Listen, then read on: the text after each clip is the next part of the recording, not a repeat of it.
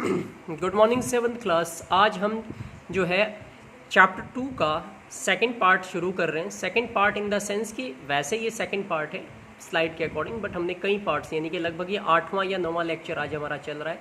और अब हम बात करेंगे, हमने लास्ट क्लास के अंदर जो है फूड माउथ में जब लेते हैं तो क्या होता है उसके डाइजेशन की प्रोसेस को समझा था। आज मैं आपको बताने वाला हूँ कि फूड जब चबाने के बाद माउथ से कहाँ जाता है। बेटा ये है, ये डायग्राम यहाँ पे देखते जाओ, इससे आपको समझ में आएगा। यहाँ से जब एंट्री होनी शुरू होती है फूड की, ये फूड पाइप है और ये स्टमक तक पहुँचता है, ये रास्ता, इसको ईसोफेगस या फूड पाइप कहते हैं।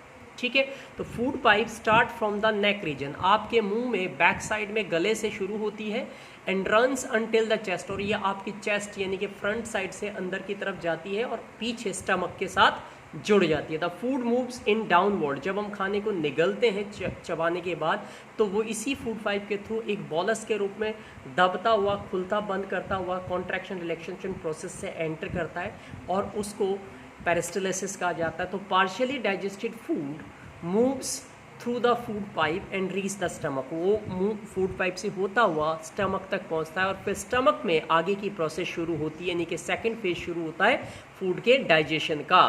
ठीक है, आपने एक this happens when food particles enter in the wind pipe. आपने कभी हिकअप्स का नाम सुना हो? हिकअप्स, हिचकियाँ जिसको बोलते हैं।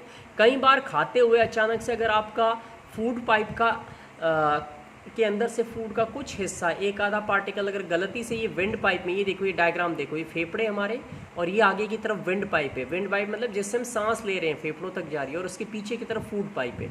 तो अगर गलती से हमारा ये एक फ्लैप होता है मुंह के पीछे की तरफ जिसको हम एपिग्लोटिस कहते हैं, अगर वो गलती से खुल जाए तो खाने का कई बार पार्टिकल आपके सांस की नली में चला जाता है और तब आपको बहुत तेज़ी से खांसी होती है या हिकअप्स आते हैं। हिकअप्स मतलब हिचकियाँ आती है, और वो हिकअप्स तब आते हैं जब ये रेड कलर से देखिए जो लिखा है कि when food particle enter in the wind pipe, जब गलती से खाने का कुछ हिस्सा या कुछ पार्ट जो है आपके विंड पाइप में चला जाए। तो विंड पाइप जो है वो एयर जो नाक के से लेते हैं लंग्स तक ले जाते हैं, रन्स एडजस्ट, और इस तरीके से हमारे माउथ के दो पाइप जा रहे हैं मुंह की अंदर से, एक विंड पाइप जो सांस लेने में हेल्प करता है, जो फेफड़ों में जा रहा है बेटा, लंग्स में जा रहा है, और दूसरा जो है फूड पाइप है जो खाने को लेके जा रहा है स्टमक तक। तो when we swallow food as a flap like wall close to the wind pipe, तो जब हम खाना स्वेलो करते हैं तो एक फ्लैप जैसा, एक ढक्कन जैसा हिस्सा पीछे मुंह की तरफ होता है। अगर आप किसी के मुंह के अंदर की तरफ झांकोगे तो आपको दिखाई देगा, उसी को हम क्या कहते हैं? That is what we called.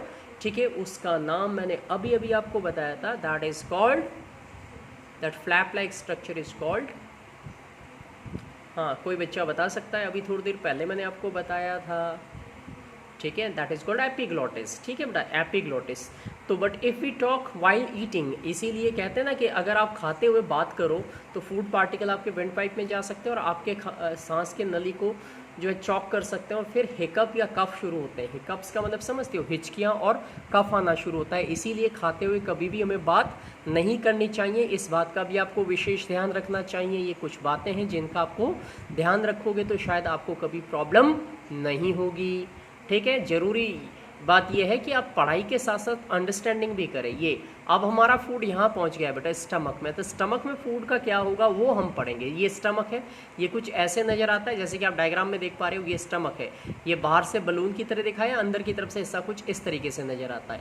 तो स्टमक के अंदर क्या होता है? The widest part of the alimentary, ये जो एलिमेंट्री कैनाल, ये देखो फूड पाइप आके यहाँ पे यहाँ पे कनेक्ट हो रही है, इसी को हम स्टमक कहते हैं। तो stomach receive the food from the food pipe, food pipe से खाना कहाँ आया? स्टमक में आया। Its other end is connected to small intestine, ये स्टमक का दूसरा हिस्सा, अगर यहाँ देखो जहाँ पे ये मेरा एरो चल रहा है, तो ये दूसरा हिस्सा आगे जाके स्मॉल इंटेस्टाइन को कनेक्ट करेगा, जो अगले उसमें हम देखेंगे। ठीक है, so the stomachs inner lining produces 3 things. अब ये बहुत इंपॉर्टेंट है, ये एग्जाम में आता है कि स्टमक के अंदर 3 चीज़ें प्रोड्यूस करता है स्टमक। एक है म्यूकस, दूसरा है हाइड्रोक्लोरिक एसिड, और तीसरा है बेटा डाइजेस्टिव जूस। ठीक है, म्यूकस, हाइड्रोक्लोरिक एसिड और डाइजेस्टिव जूस, इतनी चीज़ें एक्सक्रीट करता है स्टमक। और यहाँ पे ध्यान से समझना, म्यूकस का फंक्शन क्या होता है? Mucus it produces the stomach lining, ये स्टमक के अंदर एक खास तरीके की एक लेयरिंग बनाता है जिससे जो एसिड प्रोड्यूस होता है वो एसिड हमारे स्टमक को जला नहीं पाता। ध्यान से समझना इस बात को, बहुत इंपॉर्टेंट टॉपिक है।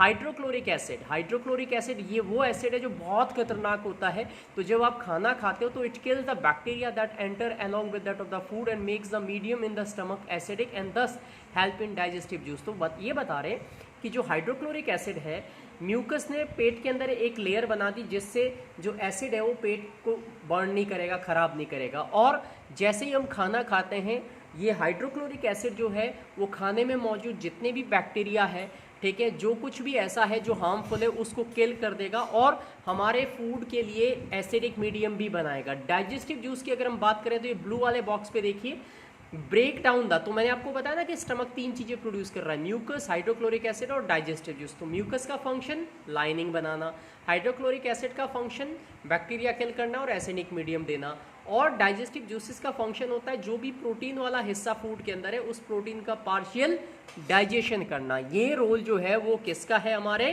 This is all about the stomach. तो अगले वीडियो में मैं आपको स्मॉल इंटेस्टाइन में लेके जाऊंगा। आज हमने जो सीखा वो स्टमक के बारे में सीखा। आप इस पूरे नोट्स को कॉपी पे लिखोगे, समझोगे, याद रखोगे और सीखोगे, मेन चीज़ें सीखोगे। ओके।